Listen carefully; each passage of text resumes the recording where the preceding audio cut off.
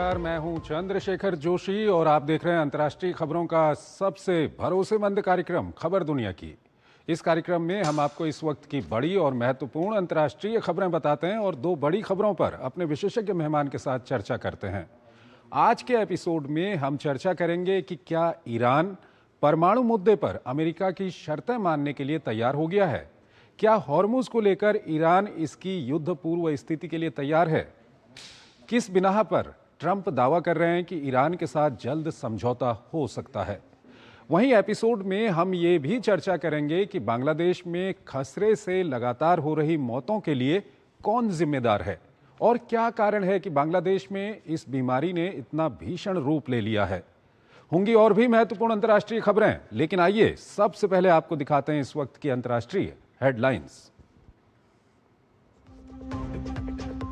आज हो सकता है पश्चिम एशिया के भविष्य का फैसला। मध्यस्थों के माध्यम से अमेरिका को अपना जवाब सौंपेगा ईरान।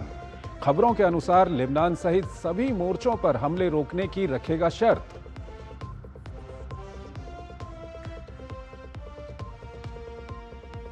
लेबनान में इजरायली हमले फिर शुरू होने से बड़ी अनिश्चितता। नेतन्याहू ने कहा, खुद को मुक्त ना समझें हिजबुल्लाह के नेता। किसी आतंकी को नहीं है कोई माफी, जो इजराइल को धमकाएगा मारा जाएगा।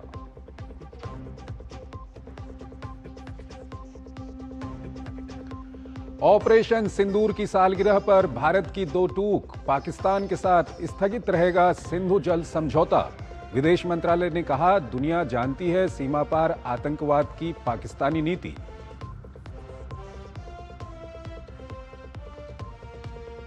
भ्रष्टाचार के आरोपी चीन के दो पूर्व रक्षा मंत्रियों को सुनाई गई मौत की सजा। वेई फेंघे और ली शांगफू को 2 साल बाद दी जाएगी फांसी। 2018 से 2023 तक चीन के रक्षा मंत्री रहे दोनों अभियुक्त।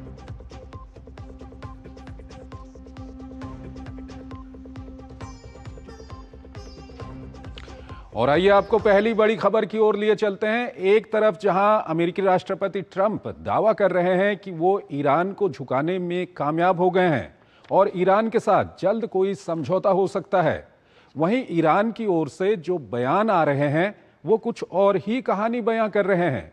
ईरान का कहना है कि वो परमाणु मुद्दे पर कोई बात नहीं करेगा और हॉर्मुज का कंट्रोल भी अपने हाथ में ही रखेगा। इसको देखते हुए इस मायने में फिर जल्द हल निकलने के दावे पर कई सवाल उठ रहे हैं। आइए आपको ताजा घटनाक्रम से जुड़ी एक रिपोर्ट दिखाते हैं और फिर इस पर अपने विशेषज्ञ मेहमान से हम चर्चा करेंगे।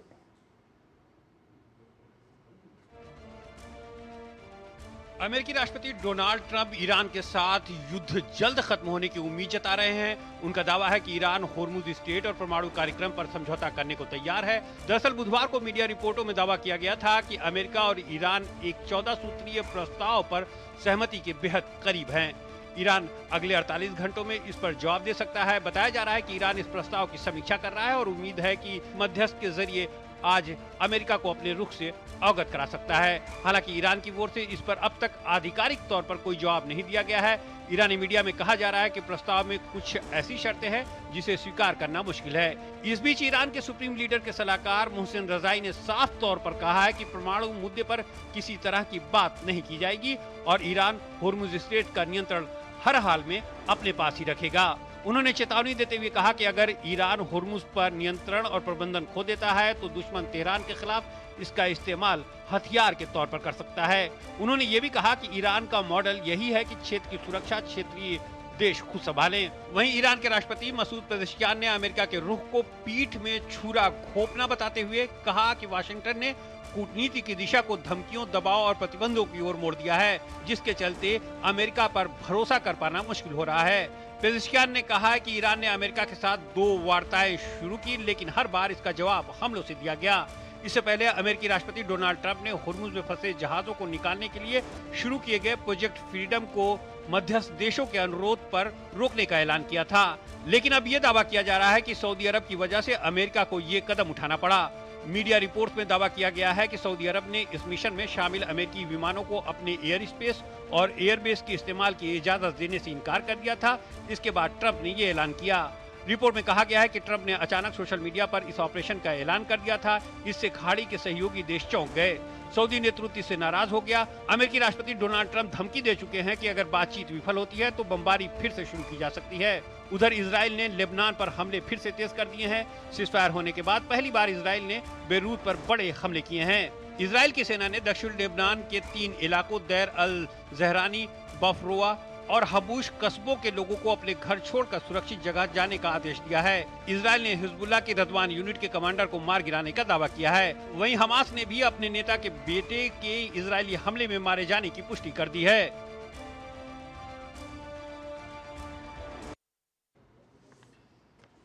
और ताज़ा अपडेट पर ज़्यादा बात करने के लिए हमारे साथ जुड़ रहे हैं पिनाक रंजन चक्रवर्ती, फॉर्मर सीनियर डिप्लोमेट हैं, विदेशी मामलों के जानकार हैं। पिनाक रंजन जी, बहुत बहुत स्वागत है आपका हमारे इस कार्यक्रम में। पिनाक रंजन जी, सवाल यह है कि एक तरफ जो अमेरिका के राष्ट्रपति हैं वो दावा कर रहे हैं कि जल्द कोई समझौता हो सकता है, दूसरी तरफ जो ईरान से बयान आ रहे हैं वो कहते हैं कि वो परमाणु मामले को लेकर के कोई बातचीत नहीं करेंगे, हॉर्मुज का कंट्रोल अपने हाथ में रखेंगे। तो ऐसे में क्या लगता है आपको, कोई समझौता हो पाएगा क्या ऐसी स्थिति में? फिलहाल तो लगता नहीं है, क्योंकि दोनों साइड ने बड़े मैक्सिमलिस्ट पोजीशन ले रखे हैं। अमेरिका कहता है कि एनरिच्ड यूरेनियम सब ईरान को सरेंडर करना पड़ेगा, हॉर्मुज को फिर पूरा खोल देना पड़ेगा। ईरान इसमें तैयार नहीं है। बाकी जो मुद्दे हैं उसमें शायद उतना प्रॉब्लम ना हो, पर ये जो 2 मुद्दे हैं इसमें प्रॉब्लम तो हो ही रहा है।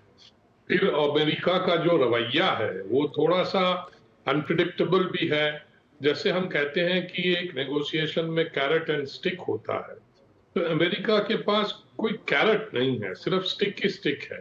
यानी वो सिर्फ कहते हैं कि हमला कर देंगे, ये कर देंगे। अब उनको भी एक झटका लगा है, क्योंकि ट्रंप साहब ने यूनिलैटरली बताया कि हम एक ऑपरेशन फ्रीडम करने वाले हैं, ईरान पे फिर हमला करेंगे। तो सऊदी और जीसीसी के कंट्रीज जो भी हैं उन्होंने साफ मना कर दिया कि हमारे बेसिस से आप ईरान को अटैक नहीं कर सकते, क्योंकि वो भी अब देख रहे हैं कि ईरान पे कितने अटैक्स हो चुके हैं, पर उससे कोई फायदा तो हो नहीं रहा है, क्योंकि समझौता हो नहीं रहा है और उनको भी तकलीफ हो रही है। उनका ऑयल और गैस एक्सपोर्ट्स बंद होने वाले हैं। तो ये सारे जो मामले हैं इसमें प्रेशर्स भी हैं, अमेरिका पे भी प्रेशर्स हैं, क्योंकि वो चाहते हैं ऑयल मार्केट जो है वो थोड़ा सा मतलब नीचे आए, क्योंकि उससे सबको परेशानी हो रही है, पूरे एनर्जी जो इंपोर्टिंग कंट्रीज हैं। ये सारे समस्या को लेकर मुझे लगता नहीं है कि इतनी जल्दी कुछ समझौता होने वाला है। यानी कि पिनाक रंजन जी, जो अमेरिका ने हॉर्मुज खोलने का एक अभियान वहाँ पर शुरू किया था, प्रोजेक्ट फ्रीडम करके, उससे जो ट्रंप पीछे हटे हैं उसके पीछे ये समझौते वाली बात कम और जो आप बता रहे हैं सऊदी अरबिया का दबाव, ये सब क्या मुख्य कारण रहे हैं? नहीं, उसमें ट्रंप ने सोचा था कि हम सऊदी और जो उनके बेसेस हैं वो जीसीसी कंट्रीज में, वहां से वो जहाज उड़ाएंगे और ईरान पे बमबारी करेंगे, पर इन देशों ने एकदम साफ मना कर दिया है। तो अभी उनके पास वो वाला ऑप्शन नहीं है अमेरिका के पास। तो वो कहां से उड़ाएंगे? तो उनके जो जहाज हैं, जो मतलब हवाई जहाज जो बहन करते हैं, वो एक ऑप्शन है। और उधर जो वो जबरदस्ती खोलना चाहते थे हॉर्मुज, वो वाला ऑप्शन जीसीसी कंट्रीज ने मना कर दिया कि हम इसमें भाग नहीं लेंगे। तो ये इसीलिए वो स्थगित हो गया है, क्योंकि उनके बिना शायद मुश्किल है ये करना अमेरिका को, और करेंगे भी तो बात और बिगड़ जाएगी, क्योंकि हॉर्मुज में अगर बमबारी हुई, कुछ हुआ, तो अगर हॉर्मुज और भी बंद हो गया, वैसे ही तो आधा बंद है, ब्लॉकेड है, तो एकदम ऑयल मार्केट में एकदम हाहाकार मच जाएगा। तो मुझे लगता है कि वो नहीं चाहते हैं, क्योंकि उनको भी फर्क पड़ रहा है। अमेरिकन कंज्यूमर को भी अब बहुत ज्यादा दाम देना पड़ रहा है पेट्रोल के लिए, और वो उस कंट्री में, अमेरिका में, पेट्रोल का दाम बड़ा सेंसिटिव चीज है, क्योंकि हर एक घर में गाड़ी है और हर एक फैमिली गाड़ी यूज करती है, कोई एक कोई 2, और उनका सारा आना जाना उसी में होता है। उसके बिना उनका जिंदगी नहीं चलता अमेरिका में। इसीलिए और वो खर्चा जो बढ़ जाए, और बाकी दाम भी बढ़े हैं, क्योंकि ट्रांसपोर्टेशन कॉस्ट बढ़ गए हैं, जो कंज्यूमर को, जो रिटेल में, उनके भी दाम बढ़ गए हैं। तो वो जो इन्फ्लेशन और कंज्यूमर प्राइसेस जो बढ़े हैं अमेरिका में, उसका फर्क पड़ रहा है, क्योंकि वो पॉलिटिकल फिर एक बैकलैश हो रहा है। अभी मिड टर्म इलेक्शंस आएंगे तो अमेरिका को और प्रेसिडेंट ट्रम्प को ये सारी चीजें मतलब सता रही हैं या जो भी है, तो इसीलिए तो उनकी ऐसे में सर जो ईरान का रवैया लगातार सख्त होता जा रहा है, कहीं ईरान इसी को तो कैलकुलेट नहीं कर रहा है कि प्रेसिडेंट ट्रम्प कितने दिनों झेल पाएंगे होम फ्रंट पे, जो महंगाई बढ़ रही है, मिड टर्म इलेक्शन वहां पर आने वाले हैं। बिल्कुल, ईरान तो इसको और भी लंबा खींचना चाहता है कि जिससे प्रेशर ट्रम्प पे और बढ़े और उनको फिर कंसेशंस देना पड़े जो ईरान मांग रहा है। ईरान दो चीज पे, न्यूक्लियर और हॉर्मुज पे कंसेशंस मांग रहा है। या वो कह रहा है कि हम नियंत्रण रखेंगे हॉर्मुज पे और जो मटेरियल है वो हम नहीं देंगे। तो अभी बात चल रही है कि वो जो पुराना एग्रीमेंट था जिसको हम JCPOA कहते हैं और कहते थे, जो जो जो प्रेसिडेंट ओबामा के जमाने में हुआ, अब वो घूम फिर पर उसी पे आ गए हैं। और JCPOA जो था वो एक एग्रीमेंट था ईरान के साथ, न्यूक्लियर एग्रीमेंट था। तो वो ट्रम्प ने अपने ट्रम्प 1.0 यानी जो पहली बार जब वो प्रेसिडेंट बने थे, उन्होंने उसको एकदम मतलब एक झटके में उसको खत्म करके मतलब उसको मतलब एनल कर दिया, मतलब कि ये हम नहीं मानेंगे, ये एग्रीमेंट खत्म हो गया। अब उसकी वजह से ही जो हुआ है, ईरान ने बोला ठीक है, अगर आप लोग एग्रीमेंट नहीं मानोगे तो हम भी नहीं मानेंगे। हमने जो पाबंदियां अपने ऊपर ली थी न्यूक्लियर में, वो भी हम नहीं मानेंगे। तो ये गलती उन्होंने की, अब आज उस गलती का वो भुगतान करना पड़ेगा उन्होंने। अब वो कह रहे हैं, कुछ अमेरिकन जो कमेंटेटर्स हैं वो कह रहे हैं कि वो we are going back to JCPOA plus something, यानी JCPOA में जो था उसके ऊपर कुछ चाहिए, क्योंकि उसके लिए फिर वो ट्रम्प साहब डिक्लेयर कर पाएंगे कि मैंने देखो बेटर एग्रीमेंट किया है JCPOA। क्योंकि उसमें भी पॉलिटिक्स आ जाता है, क्योंकि ओबामा से वो चिढ़ते हैं, ओबामा ने जो किया उसको वो कहते हैं कि वो सारा गलत किया उसने। तो इस तरह की बातें अब चल रही हैं डोमेस्टिक तो पॉलिटिक्स सर में इस सब भी। के बीच एक महत्वपूर्ण सवाल ये हो जाता है कि हॉर्मुज के बंद होने के कारण पूरी दुनिया जिस तरह से परेशान है, पूरी दुनिया को कई तरह की परेशानियां हो रही हैं, तो इस सब का क्या होगा? क्योंकि अमेरिका, इजराइल और ईरान को अगर छोड़ दें तो बाकी दुनिया की तो हालत बहुत खराब है इससे। यही तो प्रेशर बन रहा है प्रेसिडेंट ट्रम्प पे। सब देश उसे कह रहे हैं, यूरोप भी अलग हो गया, कनाडा भी अलग हो गया, चाइना, जापान, साउथ कोरिया सब बोल रहे हैं कि ये आप क्या कर रहे हैं। और जितना जितना दिन ये चलेगा तो और तेल का दाम बढ़ता चला जाएगा, क्योंकि तेल को अगर हॉर्मुज के से डाइवर्ट करके किसी और पाइपलाइन से इंडियन ओशन में लाया जाए तो वो तो टाइम लगेगा ना इंफ्रास्ट्रक्चर बनाने में। तो सिर्फ सऊदी के पास है पाइपलाइन है जो जाता है उनके दमाम टू यानबू, और यानबू रेड सी में है, तो वो वहां से ऑयल एक्सपोर्ट कर रहे हैं। और तो सर कुल मिलाकर जिस तरह से आप बता रहे हैं, सिचुएशन ये है कि अमेरिका के ऊपर ज्यादा दबाव है। ऐसे में आपको लगता है कि अमेरिका बहुत जल्द पीछे हटेगा और कोई समझौता होगा? देखिए, दोनों साइड को कुछ ना कुछ तो कॉम्प्रोमाइज करना पड़ेगा। ईरान के ऊपर भी दबाव है, ऐसी बात नहीं है, उनका हालत खस्ता हो गया है। उनका इकोनॉमी इतने सालों से सैंक्शंस झेल रहा है, उनके लोग भी नाखुश हैं इस रेजीम से। पर वो ऐसा होता है कि जब एक नेशनल इमरजेंसी होता है कि दूसरा मुल्क अटैक करता है, तो वो सारे डिफरेंसेस थोड़ा सा वो नीचे चले जाते हैं, क्योंकि एक नेशनलिस्ट फीलिंग जो है वो ऊपर एक आ महत्वपूर्ण पहलू और है सर, जिसके बारे में हम कम बात करते हैं। ईरान में काफी लंबा समय हो गया, वहां पर इंटरनेट बंद है, लोगों के ऊपर जिस तरह से पाबंदियां, वहां पर बंदिशें लगी हुई हैं, इसकी ओर थोड़ा सा लोगों का कम ध्यान जा रहा है आजकल। नहीं, क्योंकि वो अभी जो नेशनलिस्टिक फीलिंग्स है उसमें ये होता है कि ठीक है हम एक रोटी कम खाएंगे, जैसे कुछ होता है ना जब नेशनल इमरजेंसी में, तो वो फीलिंग आ जाती है। चलो इंटरनेट नहीं है, कोई भी मैनेज कर लेंगे। पर ये कितना चलेगा? प्रॉब्लम ये है कि जितना दिन ये चलेगा लोगों की परेशानियां बढ़ती चली जाएंगी और लोग और भी फ्रस्ट्रेटेड हो जाएंगे। तो हो सकता है कि ये ज्यादा दिन चले तो ईरान के लोग भी अपने रेजीम के खिलाफ खड़े हो जाएंगे। पहले भी वो डेमोन्स्ट्रेशन कर चुके हैं कई चीजों पे, अपने सरकार जो है वहां पे उसके खिलाफ वो कर चुके हैं डेमोन्स्ट्रेशन। अभी वो थोड़ा कम है क्योंकि वो नेशनलिस्टिक फीलिंग चल रहा है, क्योंकि हमको करना है ये सिचुएशन। ठीक है सर, आप हमारे साथ बने रहिएगा सर। एक और महत्वपूर्ण खबर है, उस पर अभी हम बात करेंगे। यहाँ पर हमको एक छोटा सा ब्रेक लेना है।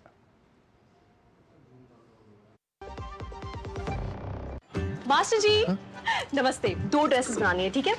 ऐसा कुछ, एक में पॉप स्लीव्स रखना है डोरी के साथ, और दूसरी में ना सलवार पे मस्त साइड प्लीट्स कर देना।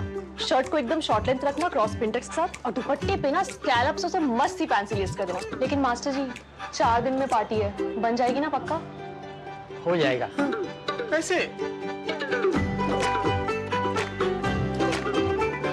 Just looking like a wow. Fashion changes हमेशा, उषा हमेशा। मेरी पसंद, मेरी पसंद, मेरी पसंद, मेरी पसंद, हमारी पसंद। हम सबकी पसंद। मजबूत देश का मजबूत सरिया हो गया स्टील। स्वागत है आपका ब्रेक के बाद। अगली बड़ी खबर की ओर आपको लिए चलते हैं। बांग्लादेश में खसरे से कई मौत हो गई हैं। देश के कई इलाकों में ये बीमारी अनियंत्रित होकर फैल रही है। बीते 24 घंटों में ही 7 बच्चों की मौत हो चुकी है। ऐसे में बांग्लादेश की वर्तमान सरकार पर कई तरह के सवाल उठ रहे हैं। पिछली अंतरिम सरकार को तो इस मामले को लेकर गंभीर तौर पर कटघरे में खड़ा किया जा रहा है। आइए आपको देश में फैली इस महामारी से जुड़ी एक रिपोर्ट दिखाते हैं और फिर इस पर अपने विशेषज्ञ मेहमान से हम चर्चा करेंगे। बांग्लादेश की पिछली अंतरिम सरकार के गलत फैसलों ने न सिर्फ देश को सांप्रदायिक, राजनीतिक और आर्थिक संकट की आग में झोंक दिया था, बल्कि स्वास्थ्य क्षेत्र को ऐसी राह पर लाकर खड़ा कर दिया है जिसका खमियाजा कई महीनों बाद भी देश भुगतने के लिए मजबूर है। बांग्लादेश इन दिनों खसरे के प्रकोप से करा रहा है। खसरा की बीमारी महामारी का रूप धारण करती जा रही है, लेकिन इसकी रोकथाम के लिए वैक्सीन और जांच किट की कमी के कारण इस पर काबू पाना मुश्किल हो रहा है। बीमारी है कि हर दिन अपना शिकार बनाने वालों का आंकड़ा लगातार बढ़ाती जा रही है। बीते 24 घंटों में 7 और बच्चों की मौत ने पूरी स्वास्थ्य प्रणाली को झकझोर कर रख दिया है। खसरे से मरने वालों की संख्या अब 324 पहुंच गई है। खसरे के 373 नए मामले दर्ज किए गए हैं, जबकि पिछले 24 घंटों में 1000 से ज्यादा बच्चे खसरे के लक्षणों के साथ अस्पतालों में भर्ती कराए गए हैं। बीमारी के प्रकोप के साथ टेस्टिंग किट की भारी किल्लत ने स्वास्थ्य कर्मियों के हाथ पांव फुला दिए हैं। प्रतिदिन सिर्फ 100 नमूने की ही जांच हो पा रही है, जबकि हजारों सैंपल को किट की उपलब्धता का इंतजार है। स्वास्थ्य अधिकारियों का मानना है कि टेस्टिंग किट की भारी कमी के कारण स्थिति गंभीर होती जा रही है। वहीं बांग्लादेश में वैक्सीन की कमी ने इस संकट को और गहरा दिया है। 2024 में यूनुस की सरकार ने वैक्सीन खरीद प्रक्रिया में बदलाव किया था, जिसके बाद से वैक्सीन की आपूर्ति में काफी देरी हो रही है। आरोप है कि यूनुस की अंतरिम सरकार ने खसरे के टीकाकरण अभियान को सरकारी क्षेत्र से हटाकर निजी क्षेत्र को सौंपने की दुर्भावनापूर्ण कोशिश की थी। इस फैसले ने वैक्सीन के स्टॉक में भारी कमी पैदा की और टीकाकरण प्रक्रिया को बाधित कर दिया। वैक्सीन की कमी से बच्चों की प्रतिरोधक क्षमता पर असर पड़ा है, जिसके कारण खसरे का प्रकोप तेजी से फैल रहा है। इस बीच विश्व स्वास्थ्य संगठन ने बांग्लादेश को तत्काल सहायता देने का आश्वासन दिया है। बुधवार को ढाका में खसरे रूबेला की वैक्सीन की नई खेप भेजी गई है। साथ ही WHO अगले सप्ताह के अतिरिक्त परीक्षण किट भी भेजेगा। खसरा एक संक्रामक रोग है जो रूबेला वायरस के कारण होता है। मुख्य रूप से ये बीमारी श्वसन संक्रमण के माध्यम से फैलती है। जब कोई संक्रमित व्यक्ति खांसता है या छींकता है तो वायरस हवा में फैल जाता है। इसके संपर्क में आने वाला व्यक्ति संक्रमित हो सकता है। बच्चों में बुखार, नाक बहना, खांसी, आंखों का लाल होना, गले में खराश जैसे लक्षण दिखाई देते हैं। कई मरीजों में कान में संक्रमण, निमोनिया, मस्तिष्क में सूजन जैसी समस्याएं हो सकती हैं। विटामिन ए की कमी और कमजोर इम्यूनिटी वाले बच्चों के इसके चपेट में आने का खतरा अधिक होता है।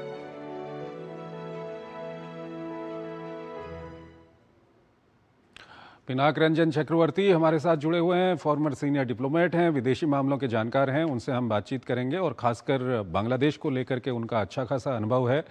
पिनाक रंजन जी, ये बांग्लादेश में जो आरोप लग रहे हैं कि खसरे की बीमारी वहाँ पर इसलिए हुई है क्योंकि जो अंतरिम सरकार थी मोहम्मद यूनुस के नेतृत्व में, उन्होंने कुछ नीतिगत गलत फैसले लिए थे, क्या कुछ कहेंगे आप? एक बात तो सही है, उन्होंने जो देखिए बांग्लादेश इंपोर्ट करता है वैक्सीन्स, और ये वैक्सीन्स वो कोई इंपोर्ट करने वाले थे, उन्होंने कैंसिल कर दिया इसको। कोई अंदरूनी बात थी जिसकी वजह से उन्होंने कैंसिल कर दिया, उसके वजह से शॉर्टेजेस हो गए। तो बच्चों को जो वैक्सीन लगाते हैं, जो रूबेला जो वायरस है उसके खिलाफ, जो मीजल्स होता है जिसको हम मीजल्स कहते हैं, तो उसकी वजह से जब बच्चों को वैक्सीन नहीं लगे तो फिर वो मीजल्स एक को लगा, फिर वो फैलता चला गया। तो ये ज्यादातर जो गांव में और बच्चे जो है, छोटे छोटे बच्चे जो हैं, उनको लगाया जाता है और उसकी वजह से ये हुआ है कि वो महामारी टाइप का थोड़ा बहुत हो गया है। अब वो मेरे ख्याल में जरूर ये नया सरकार जो है, क्योंकि नेचुरली नई सरकार पे भी आरोप लग रहे हैं कि आप क्या कर रहे थे, हेल्थ सेक्टर को आपने मैनेज नहीं कर पा रहे हैं, और वो कह रहे हैं कि नहीं नहीं, वो जो पुरानी सरकार थी प्रोफेसर यूनुस की, उन्होंने गलतियां की हैं, तो कुछ ये पॉलिटिकल तू मैं भी चल रहा है। पर बात यह है कि वैक्सीन वो लोग जो कॉन्ट्रैक्ट करके जो एक कॉन्ट्रैक्ट उन्होंने बनाया था, वो पता नहीं उन्होंने क्यों मतलब रोक दिया या उसको आगे नहीं बढ़ने दिया। तो उसकी वजह से शायद जो वैक्सीन जो है वो नेचुरली स्टॉक में नहीं रही, क्योंकि वैक्सीन ज्यादा दिन रखी नहीं जाती है स्टॉक में, उसको इंपोर्ट करते हैं और इस्तेमाल करते हैं, उसका एक मियाद होता है कि इतने दिन रख सकते हैं आप। तो इसी वजह से ये प्रॉब्लम हुआ है, इसीलिए अब तकलीफ हो रही है। बच्चे बेचारे जो छोटे छोटे हैं, जिनको ये लगता है वैक्सीन, वो उनको नहीं मिल रहा है और वो मीजल्स हो रहा है, बीमारी हो रही है, काफी बच्चे मर भी गए हैं। तो नेचुरली ये एक काफी मीडिया में भी आ रहा है और सरकार के ऊपर आरोप लग रहे हैं कि आप क्या कर रहे थे। ये है समस्या। क्या नई सरकार को, जब सरकार बनी थी, उन्होंने कुछ कदम इसको लेकर के उठाने नहीं चाहिए थे? वहां भी क्या कोई कमी रही है? बिल्कुल रही होगी, क्योंकि जो भी वहां के हेल्थ मिनिस्टर है उनको शायद बताया गया होगा कि भाई ये प्रॉब्लम है हमारे पास, पर उन्होंने कुछ मतलब जल्दी कुछ कदम उन्होंने शायद नहीं उठाया। पता नहीं, वो समझ में नहीं आया उनको कि क्या होने वाला है, क्योंकि महामारी जो है ना वो बोल के तो नहीं आता है, बिल्कुल बजा के नहीं आता, तो वो अचानक होता है, कहीं से आ जाता है, फिर वो फैलता है, बहुत जल्दी फैलता है, क्योंकि ये जैसे कोविड था, वायरस था, जल्दी फैल जाता है, वो लोग छींकते हैं, जो भी करते हैं उससे फैल जाता है फैमिली में। तो ये प्रॉब्लम है। तो ऑब्वियसली कहीं ना कहीं तो एक मतलब क्या कहते हैं कि फेलियर है, गवर्नेंस की फेलियर है यहाँ। ये स्थिति कितनी खतरनाक हो सकती है बांग्लादेश के लिए, क्योंकि वहाँ के हालात से आप अच्छी तरह से वाकिफ हैं, और खासकर जब महामारी फैलती है तो क्या वहाँ के सामाजिक आर्थिक स्थिति है उसका काफी फर्क पड़ता है इस पर? बिल्कुल पड़ेगा। एनी वायरल और पैंडेमिक जिसे हम कहते हैं, आपको याद है कोविड में क्या फर्क पड़ा था? बिल्कुल, हमारी मतलब इकोनॉमी पे, सब चीज पे फर्क पड़ा था।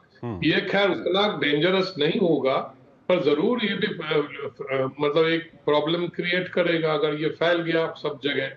और वहाँ छोटे छोटे बच्चे बहुत हैं, क्योंकि उनकी पॉपुलेशन ज्यादा है, तो उसमें अगर फैल गया तो गांव में और सब जगह अर्बन एरियाज में बड़ी प्रॉब्लम हो जाएगी। स्कूल बंद करने पड़ेंगे बच्चों के लिए, क्योंकि वो एक बच्चे से दूसरे बच्चे को ट्रांसफर होता है वायरस। सर, ऐसे में काफी महत्वपूर्ण एक अंतिम सवाल है, क्योंकि बांग्लादेश जो है वो भारत की सीमा बांग्लादेश से कई जगहों पर लगती है, तो क्या उन जगहों पर थोड़ा सा सतर्कता बरतने की जरूरत है इसको देखते हुए? बिल्कुल है, मैं तो कहूंगा सतर्कता बरतने की बड़ी जरूरत है। अब जब मुझे लगता है कि अब जब हम वीजा शुरू करेंगे, हमको ये भी जांच करना पड़ेगा या उनको बोलना पड़ेगा आप वैक्सीनेशन सर्टिफिकेट दीजिए, जैसे कोविड के जमाने में सर्टिफिकेट लिया जाता था, दिखाइए हमको प्रूफ कि आपने वैक्सीन लिया है। तो इस तरह की चीजें भी आ सकती हैं। जो प्रोसेसिंग होता है वीजा में वो भी आ सकता है। मेडिकल स्टेटस भी मांग सकते हैं अगर शक हुआ तो, या फिर जो जहां महामारी फैली हुई है उधर से जो अप्लाई करेंगे उनको बोला जाएगा कि आप प्रोड्यूस करिए वैक्सीनेशन सर्टिफिकेट। ठीक है सर, ये चीजें हो सकती हैं। तो नेचुरली इसका फर्क पड़ेगा, और सबसे ज्यादा फर्क पड़ सकता है क्योंकि जो इलीगल माइग्रेशन है, वहां जो बच्चे लेके आ जाते हैं हमारे तरफ और यहाँ बस जाते हैं, वो भी ला सकते हैं ये चीजें। अब उसको भी रोकना पड़ेगा, यानी बॉर्डर पे हमें एकदम मजबूती से मतलब उसको रोकना पड़ेगा इन लोगों को। बहुत बहुत शुक्रिया सर आपका हमारे इस कार्यक्रम में जुड़ने के लिए, और दोनों ही महत्वपूर्ण विषयों पर अपना महत्वपूर्ण विश्लेषण हमारे दर्शकों के साथ साझा करने के लिए। इसी के साथ अंतर्राष्ट्रीय खबरों के हमारे इस खास कार्यक्रम को हम यहीं पर समाप्त करते हैं, लेकिन जाते जाते आपको छोड़ जाते हैं आज की कुछ और महत्वपूर्ण और बड़ी अंतर्राष्ट्रीय खबरों के साथ। आप इन खबरों को देखिए और हमारी पूरी टीम को इजाज़त दीजिए। नमस्कार।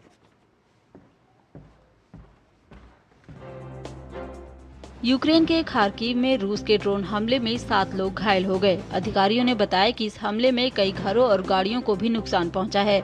यह हमला रूस के विजय दिवस से ठीक पहले हुआ। वहीं रूस ने गुरुवार को 32 ड्रोनों को नष्ट करने का दावा किया है। इस बीच क्रेमलिन के प्रवक्ता दमित्री पेस्कोव ने कहा कि विजय दिवस के मौके पर रूस यूक्रेन के साथ आधी रात 8 और 9 मई से 2 दिवसीय युद्ध विराम शुरू करेगा।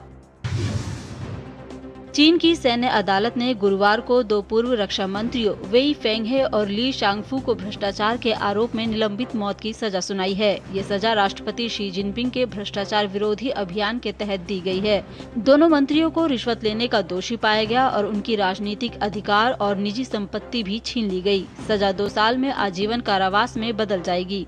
चीन में आमतौर पर प्रचलित निलंबित मौत की सजा एक ऐसी सजा है जिसमें फांसी को 2 साल के लिए स्थगित कर दिया जाता है।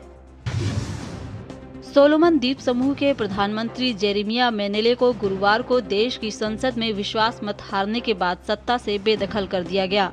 मेनेले को 26 वोटों के मुकाबले 22 वोट मिले। वह तब तक पद पर बने रहेंगे जब तक गवर्नर जनरल उन्हें पद से नहीं हटा देते। इस वर्ष मार्च में 1 दर्जन सरकारी मंत्रियों के विपक्ष में शामिल होने के कारण मानेले को पद से हटाया गया। विश्वास मत से बचने के लिए मानेले ने उस समय संसद बुलाने से इनकार कर दिया था, लेकिन कोर्ट के आदेश के बाद उन्हें संसद बुलानी पड़ी। श्रीलंका के जाफना जिले के चेम्मनी में सामूहिक कब्रगाह से अब तक 250 कंकाल बरामद हो चुके हैं। मानवाधिकार वकील ने ये जानकारी दी। अदालत ने पिछले हफ्ते कब्रगाह की खुदाई फिर से शुरू करने का आदेश दिया था। 1990 के दशक में लिबरेशन टाइगर्स ऑफ तमिल इलम और सरकारी बलों के बीच संघर्ष के दौरान ये कब्रगाह चर्चा में आई थी। हाल ही में तीसरे चरण की खुदाई में 9 और कंकाल मिले हैं।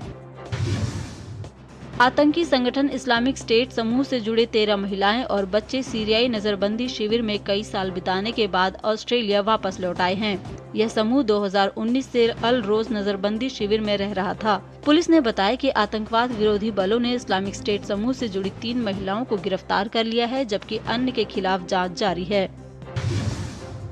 पाकिस्तान में पोलियो वायरस एक बार फिर से गंभीर स्वास्थ्य चुनौती बनता जा रहा है। स्थानीय मीडिया रिपोर्ट्स के अनुसार कराची के सीवेज और अन्य स्थानों से लिए गए सैंपल्स में 5 पोलियो वायरस की पुष्टि हुई है।